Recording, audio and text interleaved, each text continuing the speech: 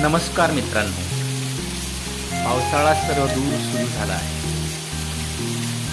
आणि आता तुम्ही बघताय तो आहे कोकणातला पाऊस. धुवाधार, मनसोक्त बरसणारा, मन प्रसन्न करून टाकणारा.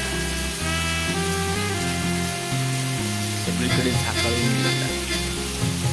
धोधो घन बरसत आहे. पावसाचे थेंब धरतीवर नाचत आहे आणि या प्रसन्न वातावरणामुळे मनही प्रसन्न होऊन जाते. कधी येता मग पावसात भिजायला?